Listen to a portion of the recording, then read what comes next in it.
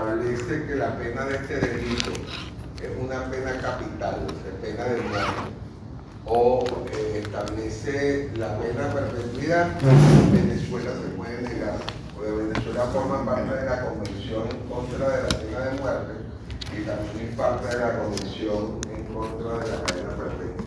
Entonces, es la única razón por la cual Venezuela lo puede entregar, pero lo puede entregar con el compromiso de que no se va a aplicar ni pena capital ni cadena perpetua, ni pena de perpetuidad.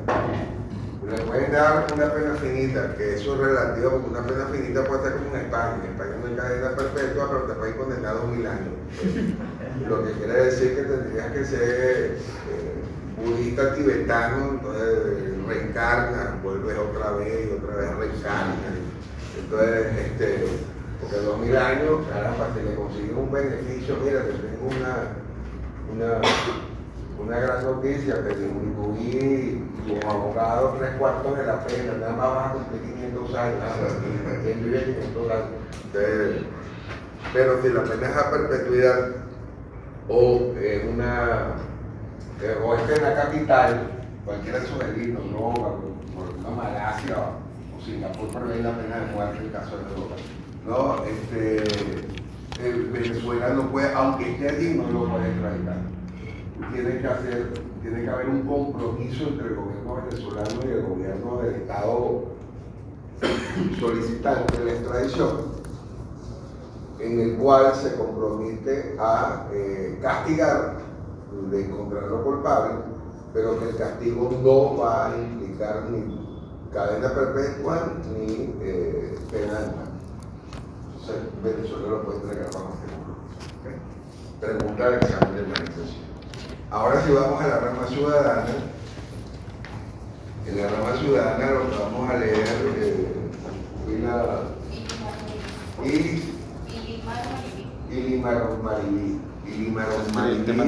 vamos a leer 273, 274, 276,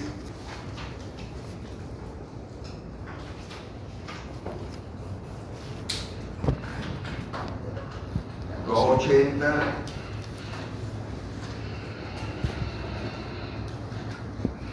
$284, no, mentira, $282, $280, $282, $284,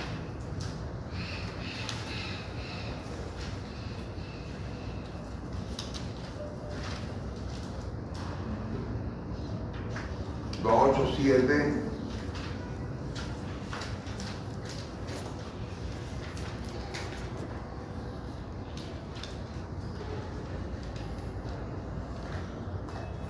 y 291.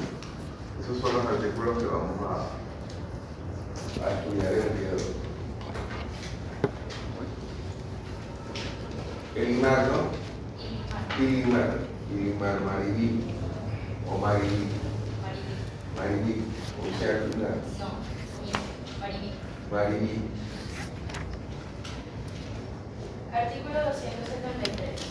Los órganos de la rama ciudadana son la Defensoría del Pueblo, el Ministerio Público y la Contraloría General de la República. No. Obvio, el primer párrafo de la rama ciudadana se ejerce por el Consejo Moral Republicano, integrado por. Pero qué tipo de basura de la Constitución tiene que funcionar también. Los órganos de la rama ciudadana o de la rama ciudadana se ejerce por. ¿Quién lo tiene así? El primer párrafo. ¿Usted no quiere la Constitución como no me dijo? No, está bien. Artículo 273. La norma ciudadana se ejerce por el Consejo Moral Republicano, integrado por el Defensor del Pueblo, el Fiscal General y el Contralor General de la República. Los órganos de la rama ciudadana son la Defensoría del Pueblo, el Ministerio Público y la Contraloría General de la República, uno de cuyos titulares será designado por el Consejo Moral Republicano como su presidente por periodos de 1 año, pudiendo ser reelegido.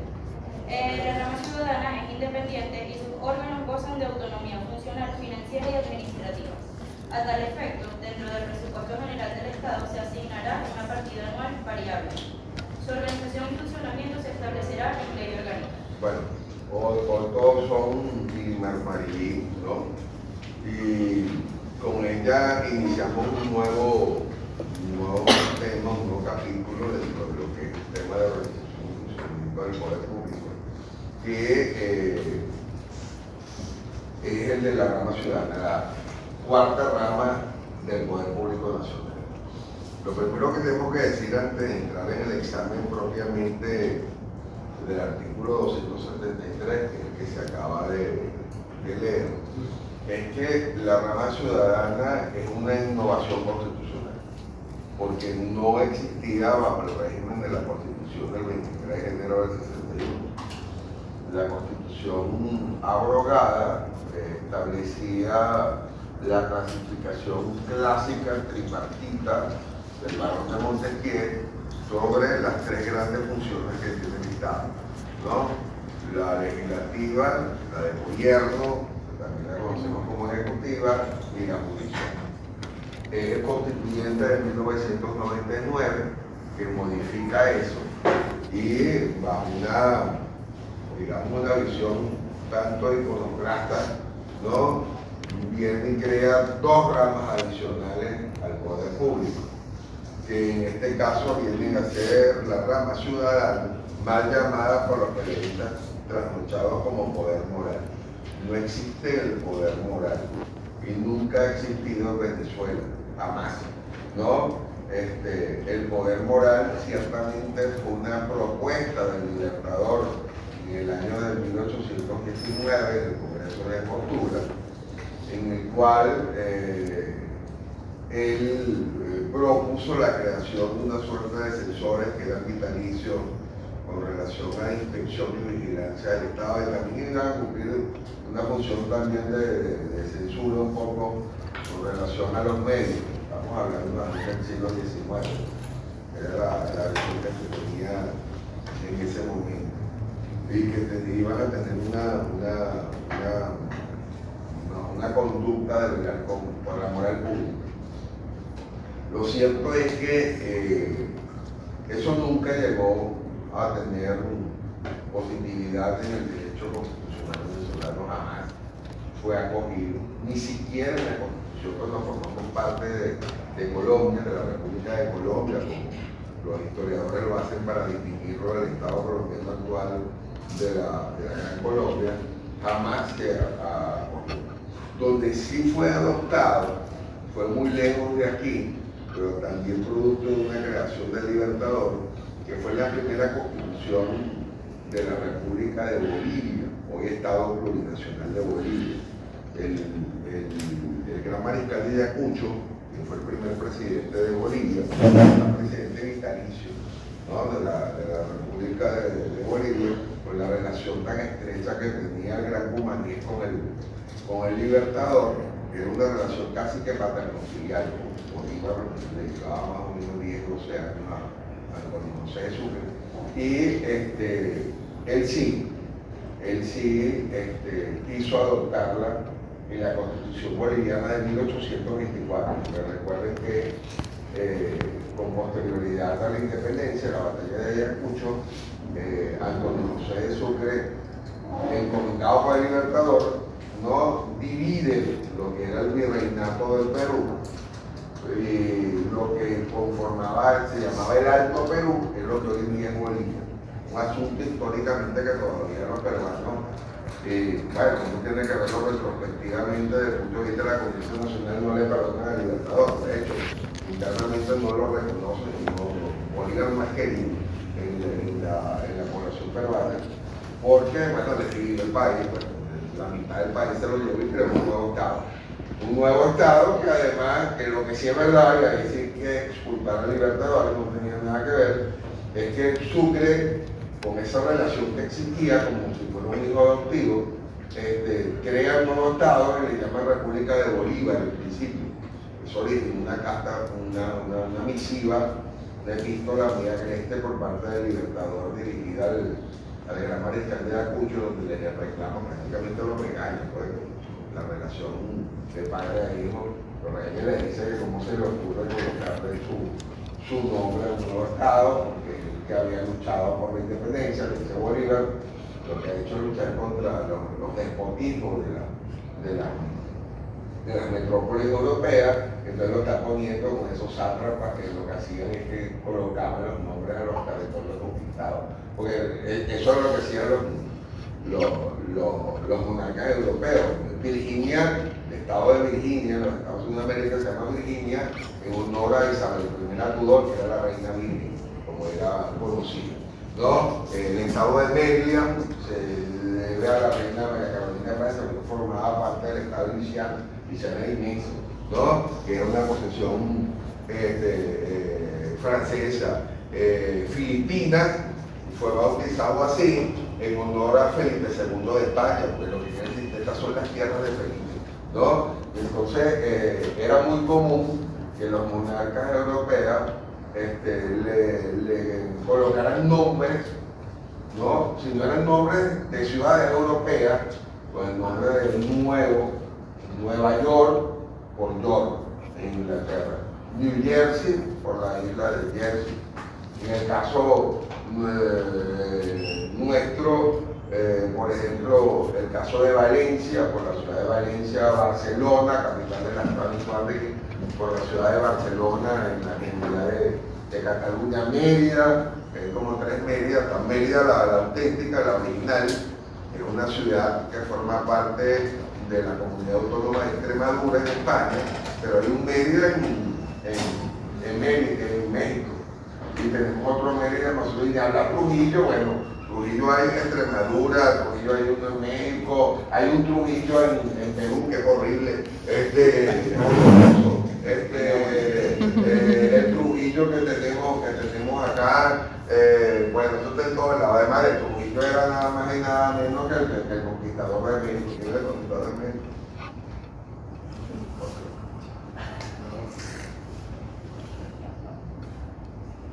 ¿Quién fue el que capturó a Montezuma? Hernán Cortés. Hernán Cortés era trujillano. Los trujillanos extremistas. Trujillo extremado. ¿No? Bien. No sabe el alivio que me ha dado. A mí me imagino que el Chapo decían por aquí. No me digas ni quién fue. Ya me lo imagino. No quiero en este momento encolerizar. Bueno, Nuevo León en México, que está en el norte, se debe a León, ¿no? Que en principio hasta fue primero un reino y luego un imperio, que lo que era León, el reino de León, comprendía lo que hoy es Asturias, Galicia y parte de lo que hoy es Castilla y León, la comunidad autónoma de Castilla y León, ¿no? Y hay un nuevo León. Era muy común, pues. Los europeos lo hacían, si no le colocaban ciudades de ellos, le colocaban nombres o derivaciones de tratamiento que tenían que ver con los monarcas, que estaba en Luisiana, se debe a los reyes Luis, ¿no? A los 18 Luis que hubo en Francia, porque era una posesión francesa. Entonces, Bolívar le reclama, como se te ocurre a ti colocarle eso República de Bolívar. Entonces, bueno, le cambió el nombre, pero terminó una derivación. Bolivia deriva de Bolívar, por eso es que se llama así. No tiene nada que ver con el entorno ni porque sea el cuerpo. Es una derivación de lo que originalmente fue cuando lo fundó Sucre, creyendo que estaba haciendo una gran cosa y homenajeando al hombre que él quería como un padre y todo eso, que es lo que conocemos como el Estado Plurinacional de Bolivia, ¿no? Y la capital, Sucre, adivinen por qué se llama Sucre, bueno, por el primer presidente vitalicio, ¿no? Por eso que se llama Sucre la capital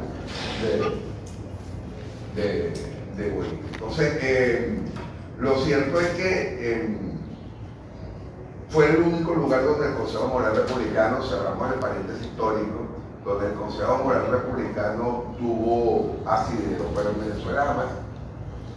En 1999, el presidente Hugo Chávez, quien, al igual que algunos otros mandatarios del pasado en Venezuela, como Cristóbal Falcón, ni hablar de Don Guzmán Blanco, y también Gómez, que se consideraban extensamente bolivarianos, es decir, seguidores del ideal de Simón José Antonio de la Santísima Trinidad, mi querida Guimar, ¿no? Viene y propone la creación de esta cuarta rama del poder público, denominada rama, que en verdad el presidente Chávez la propone como poder moral, la propone como rama moral, en la Asamblea Nacional Constituyente le cambia el nombre y la establece como rama ciudadana del poder público. Pero el órgano de expresión sí le deja una reminiscencia con lo que es el origen o la inspiración de la creación. ¿Cómo se llama el órgano de expresión? Consejo Moral Republicano, porque hace referencia, se está inspirando en la propuesta del Libertador en el Congreso de Postura del denominado poder moral. Ahora bien, volviendo a lo que nos interesa, que es la actualidad, esta rama ciudadana se ejerce y establece el órgano de Consejo Moral Republicano, que es un órgano colegiado pequeño integrado por 3 individuos, 3 funcionarios.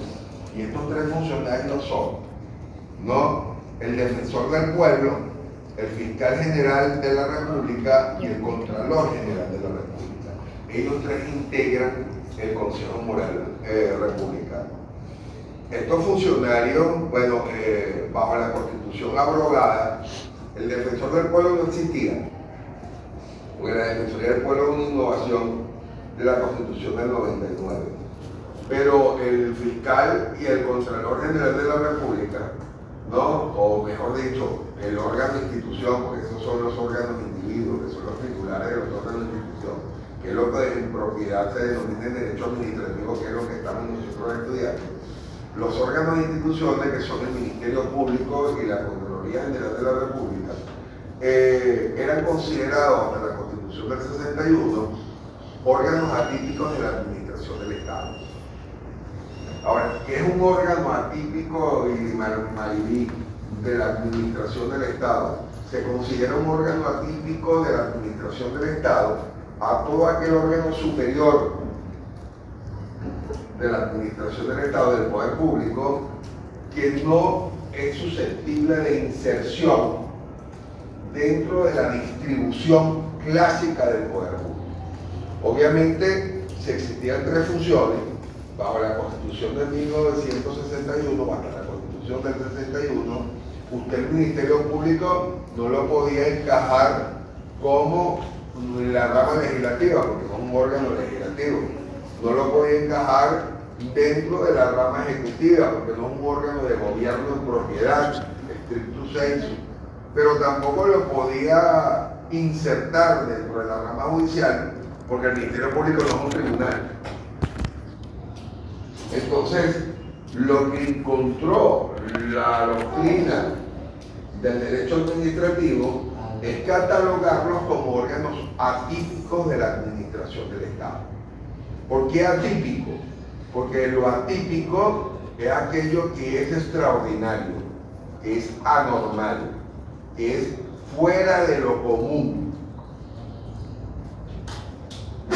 Los que eran insertables en las ramas del poder público son órganos típicos,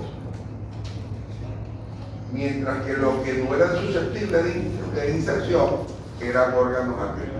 Ahora, la Constitución del 61 eran atípicos el Ministerio Público, la Contraloría General, el Consejo de la Judicatura, que ya no existe, también era atípico el Banco Central de Venezuela. De hecho, el Banco Central de Venezuela hoy en día sigue siendo uno de los pocos órganos que sigue encuadrando, mejor dicho, dentro de la categoría de querida relatora de órganos atípicos de la administración del Estado. Hoy en día, con la Constitución del 99, sigue siendo el BCV, Banco Central de Venezuela, un órgano atípico de la administración del Estado, porque el Banco Central de Venezuela obviamente no es un órgano legislativo, no es un órgano de gobierno, no es un órgano judicial, no esté inserto en la rama ciudadana y por supuesto que no es un órgano electoral. Esta es la única forma, pero está en el Poder Público Nacional, de usted encuadrarlo dentro de la categoría de órgano atípico de la administración del Estado.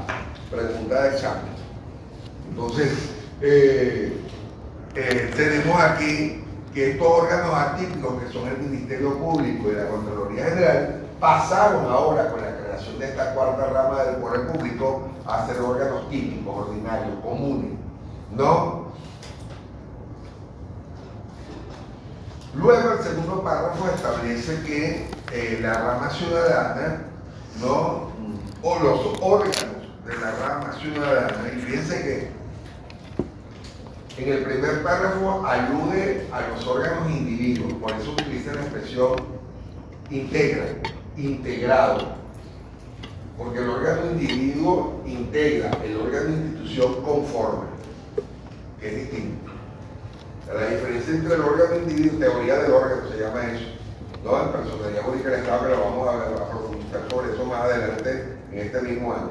La diferencia que existe es que el órgano individuo es el titular del órgano institución. La presidencia de la República es el órgano institución, el presidente de la República, que es el titular de la presidencia, es el órgano individuo. Un ministerio es un órgano institución. El ministro del despacho, que es el titular del ministerio, es el órgano individuo. El Contralor General de la República es el órgano individuo, que es el titular del órgano de institución, que es la Contraloría General de la República. El Ministerio Público es el órgano de institución. Y el titular del Ministerio Público, que es el Fiscal General de la República, es el órgano individuo. El Consejo Nacional Electoral es el órgano de institución. Pero el órgano individuo, que son órganos con un cuerpo colegiado, son los 5 rectores electorales.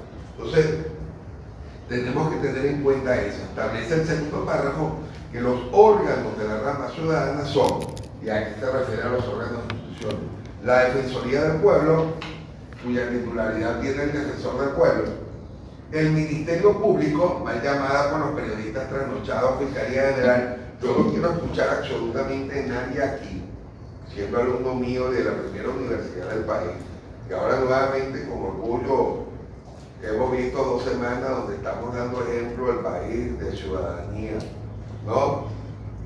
Tanto los estudiantes, los cuales me hacen sentir muy orgullosos, como los profesores, dando la cara en un momento, una coyuntura delicada pues, como estamos. Entonces un musevista de la Escuela de Derecho de la Universidad, de la primera universidad del país, por lo tanto la primera Escuela de Derecho del país, hablando de Fiscalía General. Yo no sé a dónde va la gente cuando dice que va a la Fiscalía General. No entiendo, no sé. O sea, me pierdo. No sé. Voy a la Fiscalía General. Lo primero que pienso es que me estará tratando de decir este imbécil. Será que ir al despacho del fiscal general, me imagino. El hecho de que el órgano individuo se denomine fiscal general no significa que el órgano institución se denomine Fiscalía General. No existe la Fiscalía General. El órgano de institución se denomina el Ministerio Público. Porque es igual que como usted, como el órgano de institución se denomina Ministerio Público, donde usted le llama al titular, diga, bueno, tengo una entrevista con el ministro público, estúpido. No existe el ministro público. El titular del Ministerio Público, constitucionalmente, es el fiscal general de la República. Y no hay una norma, una regla de derecho que establezca Fiscalía General. La Constitución se refiere al Ministerio Público. La ley especial que rige la materia con carácter orgánico es ley orgánica del Ministerio Público. La ley que hace referencia a la integración, que es la del Poder Ciudadano, establece cuando se refiere a él como el Ministerio Público. Y el reglamento orgánico del órgano es el reglamento orgánico del Ministerio Público. ¿De dónde sabe usted que es la Fiscalía General?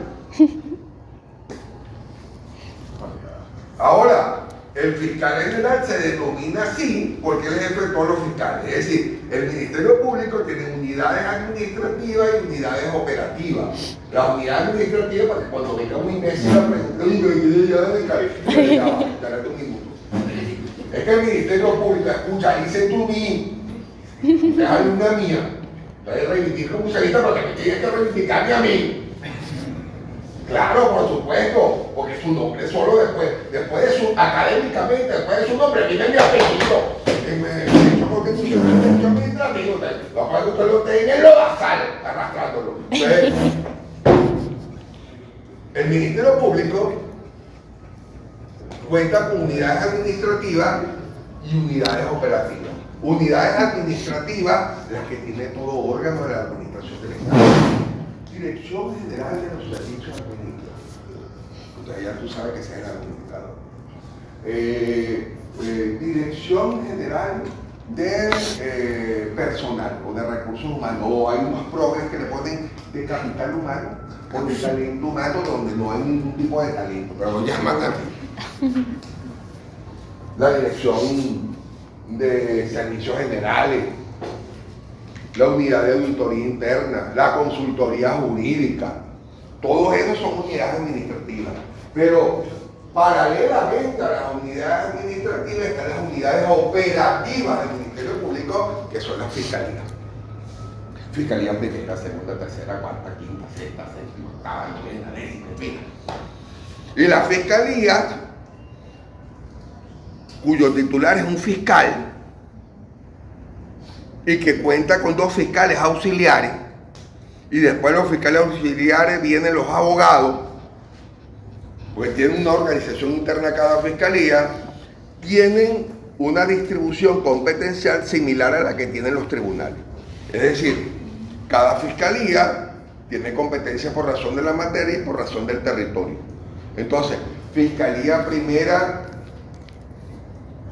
en derechos, para los que le encanta la progresía, Fiscalía Primera en violencia contra la mujer del Estado Mérida. Entonces ella conoce solamente de delitos en contra de la mujer en la circunscripción del Estado Mérida. Fiscalía Séptima de delitos medioambientales del Estado Carabobo, que conoce solamente de delitos medioambientales del Estado Carabobo. Fiscalía 42 a nivel nacional con competencia plena. Entonces, es una fiscalía que conoce de cualquier delito que vaya a denunciar en el territorio de la República, porque es nacional, no es estatal, y conoce materialmente de cualquier delito que tiene competencia plena, de cualquier delito que le pueda financiero, bancario. Pues hay competencia material y competencia territorial que tiene la fiscalía. Entonces, por encima de los fiscales, regionalmente hay un fiscal superior del Estado Mérida, fiscal superior del Estado Apure, fiscal superior del Estado Guárico, fiscal superior del Estado Miranda, fiscal superior del Estado Nueva Esparta. Y el jefe de todos los fiscales superiores es el fiscal general de la República, y pues todos le rinden cuenta a él. Hay una dirección a nivel general, que es la Dirección de Delitos Comunes, de Actuaciones Procesales, en fin. Por supuesto está el segundo a bordo, que es el vicefiscal general de la República, pero todo directamente es el fiscal general de la República. No es tan difícil. O sea, no tiene que hacer un curso en la NASA para eso, porque le llama Fiscalía General. Yo entiendo que me diga, voy a la fiscalía. ¿A cuál fiscalía? Voy a la Fiscalía 21. Perfecto, voy a la Fiscalía 7. Voy a la Fiscalía 14. Pero tenía que llevar a la Fiscalía General. Los estudiantes de Derecho, no, nunca hay abogado mío. Eso debería ser causal para la revocatoria del mandato, una expulsión inmediata de la Escuela de Derecho. Ya, porque error inexcusable, estupidez manifiesta. Que me lo diga alguien que estudia farmacia, medicina, odontología. La basura progre esta que está aquí arriba. Pero que me lo diga un estudiante de la Escuela de Derecho que pretende ser abogado Porque si está cursando estudios en la Universidad Santa Rosa, bueno, ahí sale con el curso de Derecho de que estaba allí, pero en la Universidad Central de Venezuela. Y se expresa de esa forma tan inapropiada, ¿no? Bueno, dicho esto, hecha la advertencia, que ya sabes que si yo me lo escucho en el pasillo, en el cafetín redondo que está ahí, que habla de la Fiscalía General, ya va a pasar por la operación. No sirve, no funciona, es irrecuperable. Tenemos aquí que el segundo párrafo establece cuáles son los órganos que integran el Consejo Municipal Republicano. Son entonces la Defensoría del Pueblo, el Ministerio Público y la Contraloría General de la República, uno de cuyos titulares será designado, que está bien, porque es una escogencia interna, él no es electo. Electos son el fiscal, el contralor y el defensor. Pero el presidente del Consejo Municipal Republicano no es electo, es designado, es elegido, está bien, la expresión es correcta, ¿no? Porque es entre ellos tres que se ponen de acuerdo quién va a ser. Uno de cuyos titulares será designado por el Consejo Municipal Republicano, es decir, la reunión de los tres en el directorio, como su presidente por periodo de un año anualmente. Es decir, todos los años el Consejo Municipal Republicano escoge quién va a ser su presidente, porque el periodo es como el de la Junta Directiva de la Asamblea. La Junta Directiva del Consejo Municipal Republicano, mutatis mutandis, es el mismo periodo de la Junta Directiva de la Asamblea, que es de un año, pudiendo ser reelegido. Ahí no tiene que hacer la corrección, porque eso no es electo, es elegido. Una escogencia entre los que están. Finalmente, el último párrafo establece que la rama ciudadana es independiente y sus órganos gozan de autonomía funcional, financiera, administrativa. Realmente es mucho más amplio. Es autonomía funcional, orgánica, presupuestaria, administrativa y financiera. Todo eso, porque estos órganos superiores que están gozan de esa autonomía. Obviamente el Ministerio Público, ni la Defensoría, ni la Contraloría, ni el Consejo Municipal Republicano como órgano representativo de la rama ciudadana, no tienen personalidad jurídica. No, personalidad jurídica no la tienen. Ellos se subsumen, teoría carceliana de la subsunción, de la personalidad jurídica del ente político territorial correspondiente, en este caso la República Bolivariana de Venezuela. Es decir, usted no puede demandar al Consejo Municipal Republicano, ni puede demandar al Ministerio Público ni a la Contraloría General. Usted puede demandar a la República por la lesión a sus derechos subjetivos, intereses personales legítimos de directos, por órgano, no, por un acto dictado por órgano del Ministerio Público, de la Contraloría General o de la Defensoría del Pueblo o del Consejo Municipal Republicano. Pero no puede demandarlo, pero sí gozan de autonomía, no tienen personalidad jurídica, por lo tanto no tienen patrimonio propio, o no pueden tener patrimonio propio si no tienen personalidad jurídica, pero sí gozan de autonomía funcional, orgánica, presupuestaria, que no está aquí, administrativa y financiera. A tal efecto, dentro del presupuesto general del Estado se le asignará una partida anual variable, ¿no? Normalmente suele ser 1.5 o 2% del presupuesto, de la Ley de Presupuesto General de Ingresos y Gasto Público de la Nación. Su organización y funcionamiento se establecerá en ley orgánica. ¿Cuál ley orgánica? La ley especial que rige la materia, mi querida relatora, con carácter orgánico, que es, aunque no nos guste esto, si no lo podemos corregir, porque el nombre oficial de la ley se denomina Ley Orgánica del Poder Ciudadano. Pero aparte de la Ley Orgánica del Poder Ciudadano, que establece el régimen de organización y funcionamiento del Consejo Municipal Republicano, están las leyes de los órganos que lo integran, que son la Ley Orgánica del Ministerio Público, la Ley Orgánica de la Defensoría del Pueblo, y la Ley Orgánica de la Contraloría General de la República y del Sistema Nacional de Control Fiscal. ¿Me he explicado con claridad? Sí, profesor. Ok, vamos a ver ahora el régimen competencial, las atribuciones que están en el artículo 274. Artículo 274. Los órganos que ejercen la rama ciudadana tienen en su cargo, de conformidad con esta Constitución y la ley, prevenir, investigar y sancionar los hechos que atenten contra la ética administrativa y la moral pública. Bien. Velar por la buena gestión y la legalidad en el uso del patrimonio público, el cumplimiento y la aplicación del principio de la legalidad en toda la actividad administrativa del Estado, e igualmente promover la educación como proceso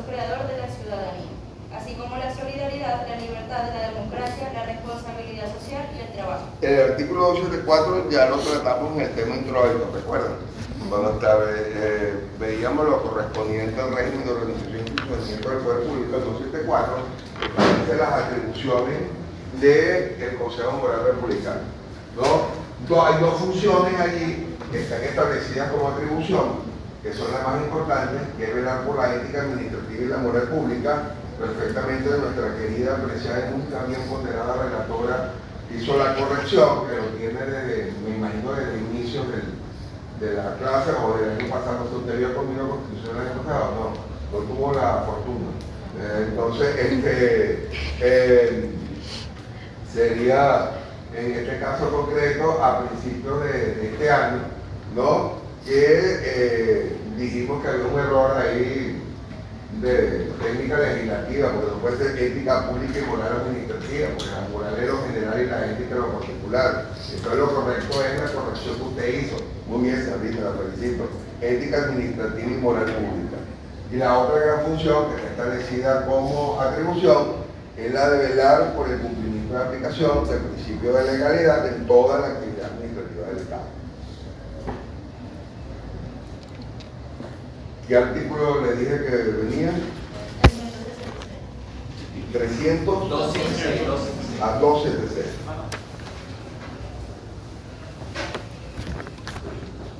Artículo 276.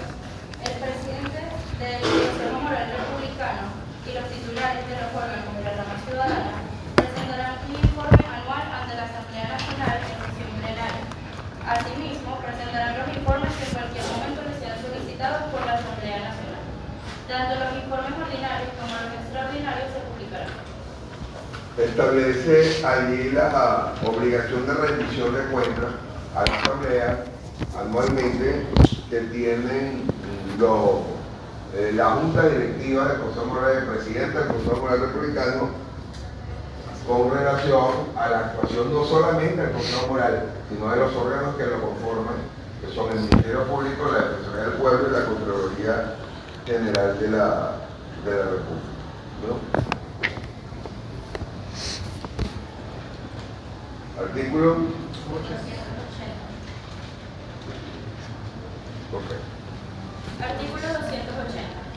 La Defensoría del Pueblo tiene a su cargo la promoción, defensa y vigilancia de los derechos y garantías establecidos en esta Constitución y en los tratados internacionales sobre derechos humanos, además de los intereses legítimos, colectivos o difusos de los ciudadanos. La Defensoría del Pueblo actuará bajo la dirección y responsabilidad del Defensor del Pueblo, quien será designado por un único periodo de 7 años. Para ser defensor del pueblo se requiere ser venezolano por nacimiento, sin otra nacionalidad, mayor de 30 años, con manifiesta y demostrada competencia en materia de derechos humanos y cumplir con las exigencias de honorabilidad, ética y moral que establezca la ley. Las faltas absolutas o temporales del defensor del pueblo serán cubiertas de acuerdo con lo dispuesto en la ley. Fíjense, el artículo 280 constitucional establece, muchachos, lo correspondiente a la figura del defensor del pueblo, ¿no? De la defensoría. ¿Qué decir de la defensoría? Bueno, ya se nos había adelantado, ¿no? La defensoría es una innovación constitucional.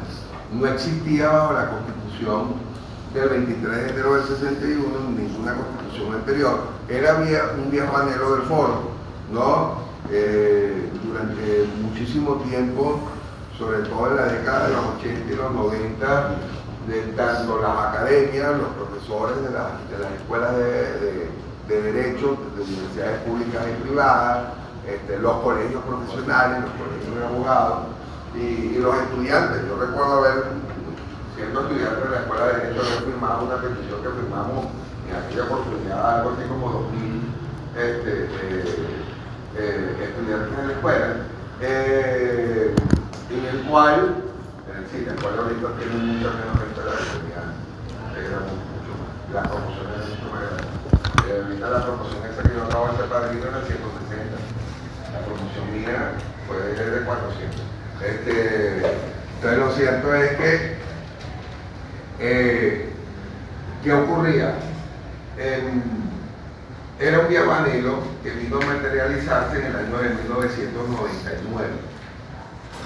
La Defensoría del Pueblo. Y y se logró, se escuchó el clamor que había por parte del mundo de la ciencia jurídica con relación a una figura que ya existía en la mayor parte de los estados latinoamericanos, que ya existía en buena parte de Europa continental y que tiene su origen en el ombudsman, la figura del ombudsman en Suecia. Los suecos son los precursores de lo que es hoy en día el defensor del pueblo, ¿no? Que era una figura en Suecia cuando nace encargada de velar por la indemnidad de los derechos y garantías ciudadanas frente al poder del Estado, es decir, denunciar los eventuales abusos o atropellos por parte de funcionarios del Estado.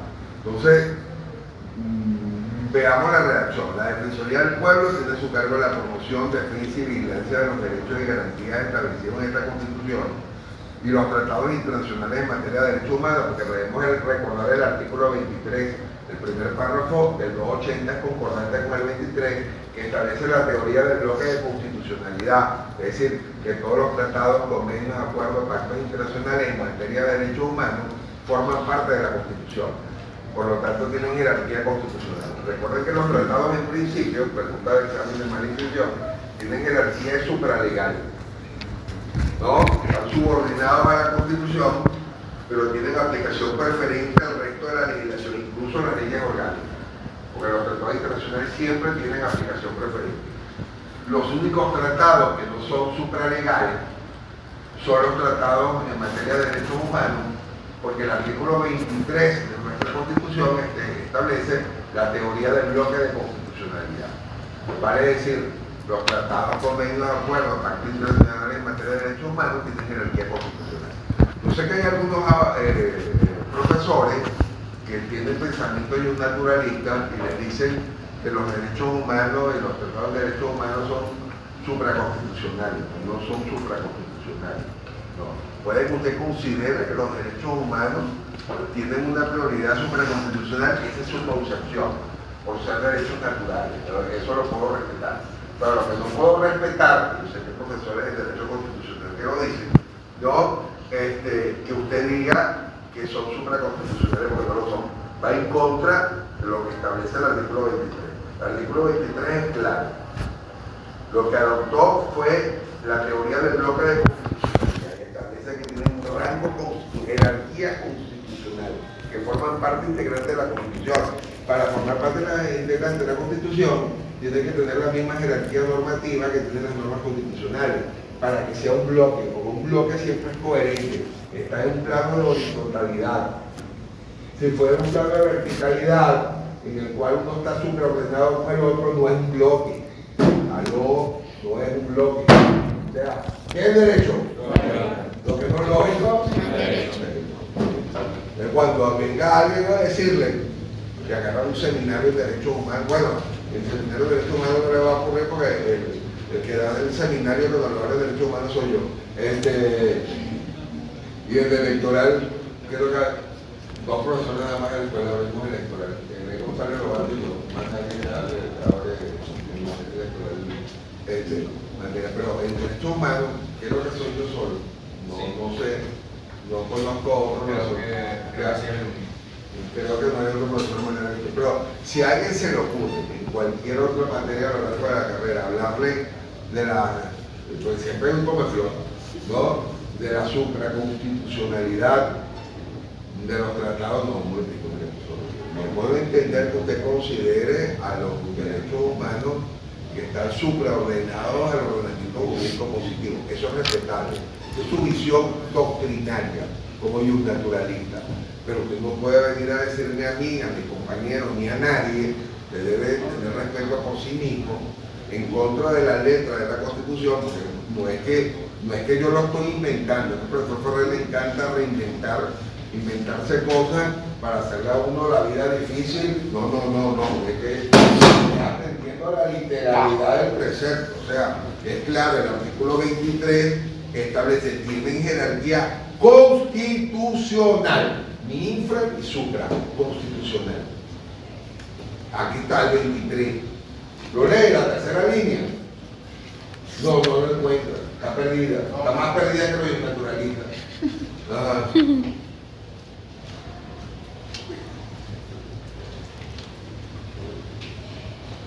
Artículo 23. Los tratados, pactos o convenciones y convenciones relativos a derechos humanos suscritos y ratificados por Venezuela tienen jerarquía constitucional. ¿Tiene jerarquía? Otra vez, nuevamente, fuerte, again, constitucional.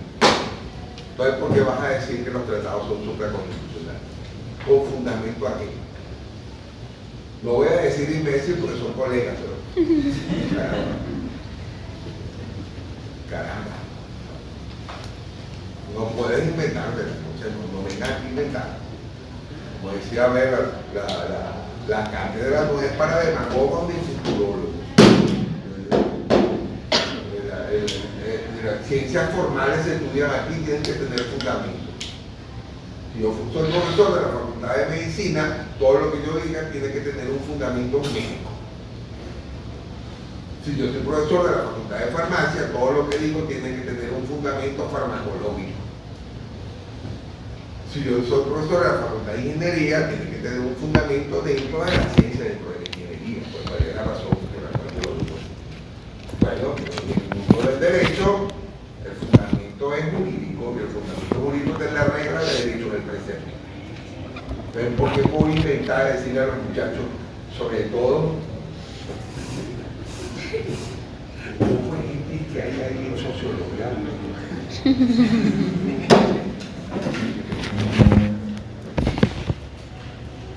Hablando de la supraconstitución. Y hay algunos colados en introducción al derecho. Hay algunos que no han colado en introducción al derecho.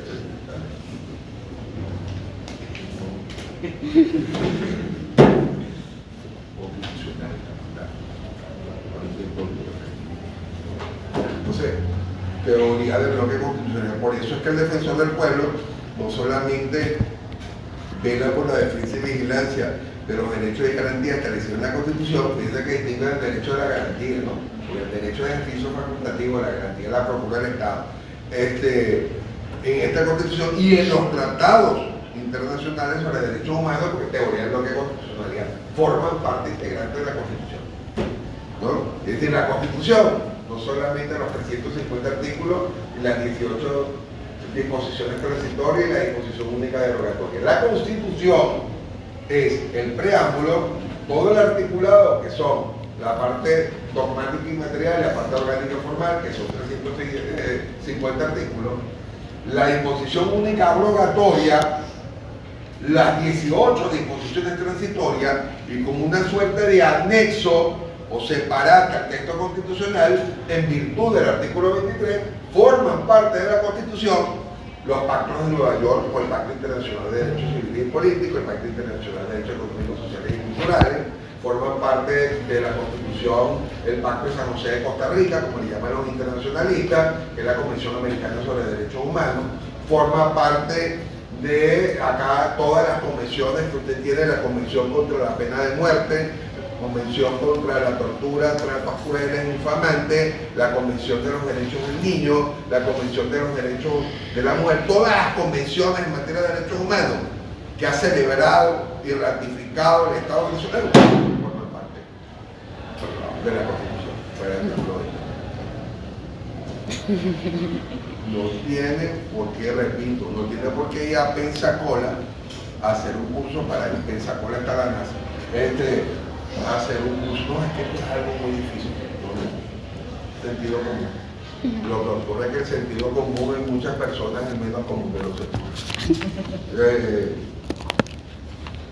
Luego el segundo párrafo, que también lo voy a dar a la doctora,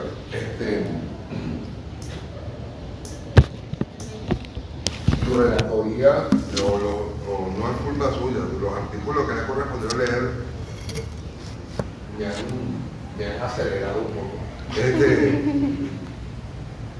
El segundo párrafo establece que el órgano de institución actúa bajo la dirección y responsabilidad del órgano individuo, que es el defensor del pueblo. La Defensoría del Pueblo actuará bajo la dirección y responsabilidad del defensor del pueblo y no puede preguntar examen de mala intención, confundir la Defensoría del Pueblo con la Defensoría Pública. pregunta de examen de mala intención en el oral, y en el escrito y en todo lo que pueda. El examen de la Defensoría Pública, el Servicio de Defensa Pública, es un órgano, un servicio desconcentrado que goza de autonomía, pero está adscrito a la Sala Plena del Tribunal Supremo de Justicia, forma parte de la rama judicial. En cambio, la Defensoría del Pueblo es un órgano superior del Estado que forma parte de la rama ciudadana, no de la rama judicial, de la rama ciudadana del Poder Público Nacional. Lo que sí creo es que en una revisión seria de la Constitución hay que agarrar a la Defensoría del Pueblo, que es lo que tiene sentido, sacarla del Tribunal Supremo y asignarla dentro de la Defensoría del Pueblo. Eso tiene sentido. Igual que la Policía Científica, ¿no? El 6CPC debería estar adscrito, como es serio, en vez del Ejecutivo, debería estar adscrito al Ministerio Público, porque la Policía Científica y Criminalística, que es una policía criminalística fundamentalmente, lo que es un órgano de auxiliar en la investigación que lleva a cabo el Ministerio Público. Por eso que todas las actuaciones le rinden cuenta inmediatamente al Ministerio Público. Entonces lo lógico es que el 6CPC no esté en el gobierno adscrito al Ministro del Interior, esté adscrito al fiscal general, al Ministerio Público, o sea, le rinda cuenta directa al fiscal general de la República. Eso hay cosas que modificar seriamente en la Constitución. Lo que pasa es que la concepción errónea es como una policía, aunque ellos no se perciben como policía. Usted le dice a un 6CPC que es policía, dice que no se ofende. Dice que ellos no son policías. Ellos son investigadores científicos criminalistas. Cuestiones de criminalismo. Bueno. Ciertamente tienen más preparación que la policía ordinaria. Claro que sí.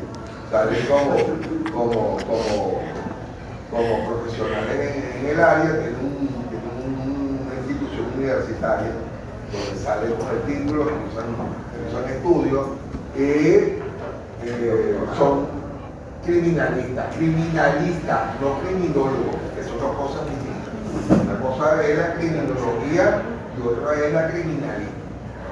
Ellos son criminalistas, no criminólogos, porque criminología es psicología social adaptada a la conducta criminal. Eso no tiene nada que ver con la criminalística, que tiene que ver con medios forenses para la investigación del hecho. Pues, lo que tiene que ver de grafología, balística, todo lo que tiene toxicología, lo que tiene que ver con por ejemplo, el espectrógrafo de voces, todo eso forma parte de la criminalidad, ¿no? La ciencia forense propiamente dicha, es decir, la antropología física, abrir el cadáver, ver qué es lo que ocurrió, si lo envenenaron, no envenenaron, cómo entró, qué fue el daño primero que hizo el arma blanca, que fue un puñal o una navaja, un cuchillo, o si fue por arma de fuego.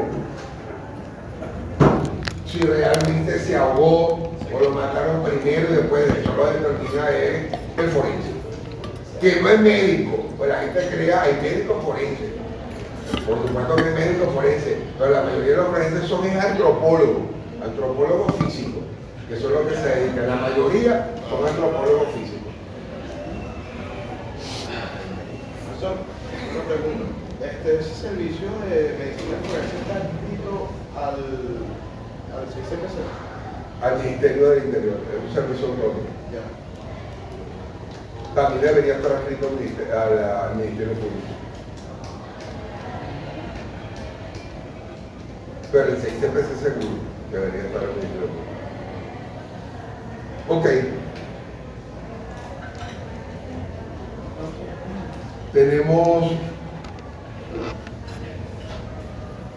bajo la dirección del Defensor del Pueblo, quien será designado, no es designado, ahí sí hay un error, electo. Es electo en una elección de segundo grado, porque es la Asamblea Nacional por mayoría calificada de las 2/3 partes de sus integrantes, para un periodo único de 7 años.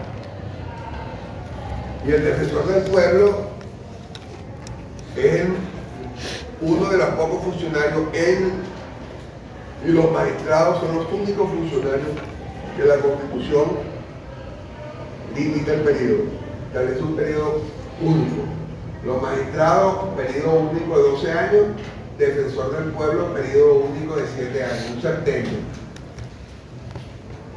Vamos a ver que esa limitación no atañe ni al fiscal general ni al contralor, que ellos sí pueden ser designados para otro periodo, pueden ser electos para otro periodo, pero el defensor del pueblo no, un único periodo de 7 años.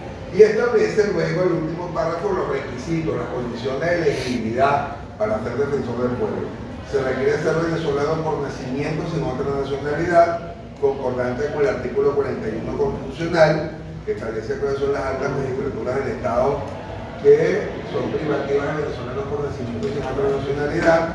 Sabemos que de la nacionalidad originaria tiene una excepción, el artículo 40, que puede ser defensor del pueblo siendo venezolano naturalizado si llegaste al país antes de los 7 años de edad, viviste con él ininterrumpidamente hasta alcanzar la mayoría y alcanzada la mayoría, adoptaste la nacionalidad venezolana, te naturalizaste, pero no hay excepción con relación a la doble nacionalidad. No puede ser colombo-venezolano, ni italo-venezolano, ni hispano-venezolano, ni rumano-venezolano, si quieres ser defensor del pueblo, solamente venezolano. Tienes que con la postulación consignar el certificado de nacionalidad. Mayor de 30 años, un requisito especial de actitud con P, porque es de capacidad, de naturaleza etaria, porque está referido a la edad, no mayor de 30 años. Antes de los 30 años no puede usted ejercer la defensoría del pueblo. Con manifiesta y demostrada competencia en materia de derechos humanos. Aquí le piden que sea alguien conocido como luchador en el área o defensor en el área de los derechos humanos.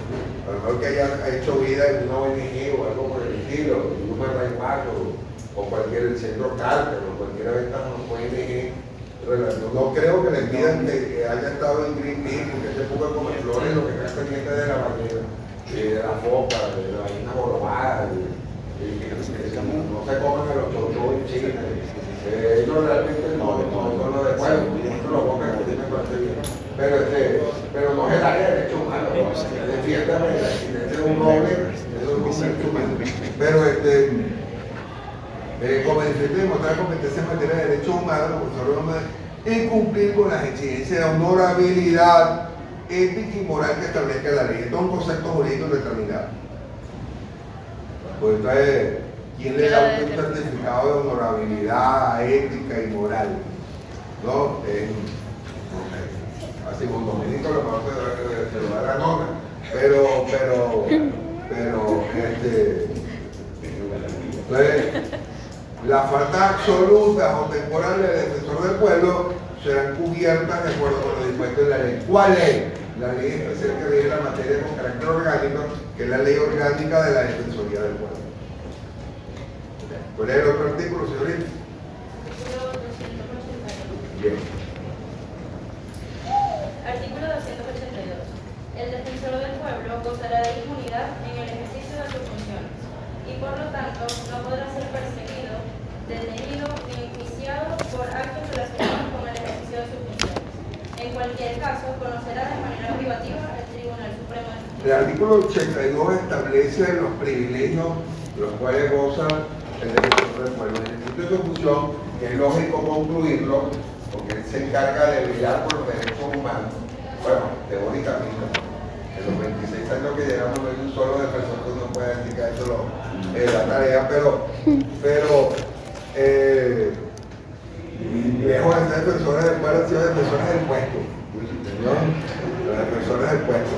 Pero el defensor del pueblo debería estar acompañando a los familiares del helicoide, en la zona 7, en Moleguín, en la Bolejita. Debería ser un defensor del pueblo. Mientras más diga de las condiciones que tienen los recursos, la orden del pueblo en el rodeo, ¿no? Pero el defensor del pueblo tiene privilegios constitucionales, lo que es lógico porque se está enfrentando al poder del Estado. El primero de ellos es el del único funcionario fuera de los diputados que gozan de inmunidad, que es inmune, goza de inmunidad. Obviamente no es inmunidad parlamentaria, el que escribe inmunidad parlamentaria va a ser 7.000 planas, porque no puede ser parlamentaria si él no es parlamentario, solamente inmunidad. Pero hay una diferencia importante, por ejemplo, de examen con la inmunidad parlamentaria, y es que la inmunidad, el régimen de inmunidad parlamentario, recuerden que comprende tanto la prerrogativa de la irresponsabilidad parlamentaria como la prerrogativa de la inviolabilidad parlamentaria. El defensor no tiene el de la irresponsabilidad, solo goza de la prerrogativa de la inviolabilidad, es decir, no puede ser detenido, arrestado, perseguido, requisado por ningún tipo de autoridad, civil, policial, administrativo, militar, no puede. Él es inviolable en su persona, ¿no? Y aparte de la prerrogativa de la inviolabilidad, ¿no? El defensor del pueblo también goza de la prerrogativa procesal de la atribución, o sea, aparte del privilegio, que es una prerrogativa del privilegio de la inviolabilidad, ¿no? Goza de la prerrogativa procesal del juicio de mérito, con lo cual el 282 es concordante con el numeral 2 del artículo 266, que establece cuáles son los altos funcionarios de la administración del Estado que reciben, que tienen establecido prerrogativa procesal del juicio de mérito. ¿Me he explicado con claridad? Sí, profesor. ¿Preguntas? Numeral 2 del 266, pero yo debería saberlo porque ya vimos la rama judicial. Profesor. Debería tenerlo grabado indeleblemente en la memoria. ¿Una excepción? 200, profesor. En el caso de que el defensor del pueblo perpetre un delito flagrante, ¿aplicaría lo mismo que los diputados o nada que ver? Diputados y aplicaría algo similar. Cierre ahí con los salvajes.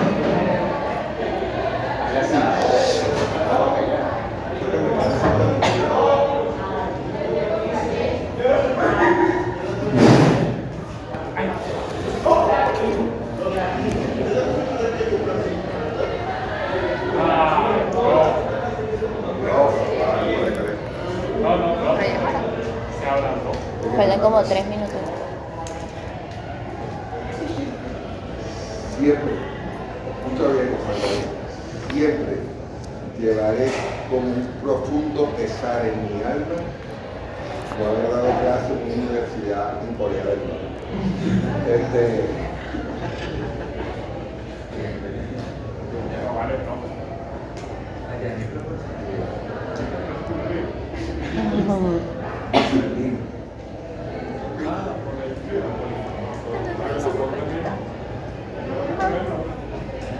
No, Singapur. En Japón no puedo salir con una vara, un látigo en Singapur, sí. Singapur está bien, y Singapur es capitalista, cambio, Singapur, gracias, Singapur.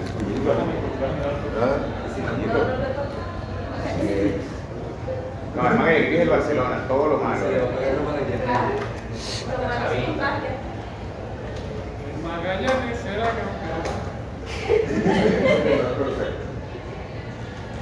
Ya tienen una cantidad de efectos y uno lo quiere usar porque. Pero con su cantidad de efectos. Lo que yo tengo un ejemplo complejo académicamente, Magallanero, barcelonita, desubicado porque no sabe dónde vive. No sabe dónde vive. O sea, el tipo, hay un problema y tú lo vas a llevar con los compañeros porque él dice, no, vamos a mi casa, que está ahí, ¿dónde vive usted? Yo no sé. Usted pasó, se pierde todo. Yo tengo testigos aquí, ustedes me hacen hablar, tengo testigos aquí. Entonces cuando llega allí, y me pregunta, bueno, es aquí, me imagino, vaya y sube al apartamento, no tengo que ir preguntando apartamento por apartamento, que fue donde fueron que mis padres compraron el apartamento. No. Realmente es particular. Entonces le va a seguir. Concordante con el numeral 2 del artículo 266, o siquiera como los constitucionalistas españoles 266.2. Segunda. La que le había realizado. Samuel Ignacio, bien, sí.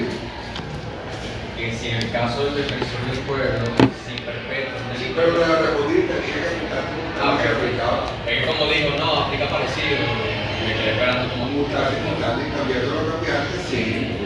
Hay un arresto domiciliario, se informa al Ministerio Público, a la Plena del Tribunal Supremo, y si se declara el caso de flagrancia y se declara el mérito del enjuiciamiento, él quedará suspendido del ejercicio de la defensoría hasta que el juicio de fondo decida si es culpable o inocente.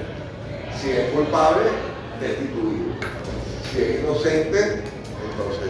Yo creo que esta figura en una modificación de la Constitución, una revisión de la Constitución, para garantizar que de verdad que una Constitución debería ser de elección popular.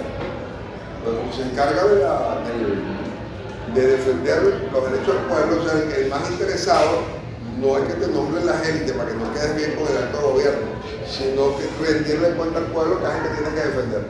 Esto habría que modificarlo para que el defensor del pueblo sea de elección popular, sea el pueblo directamente el que escoja a la persona. Entonces, claro, cuando te debes ya al pueblo, estás obligado a defenderlo.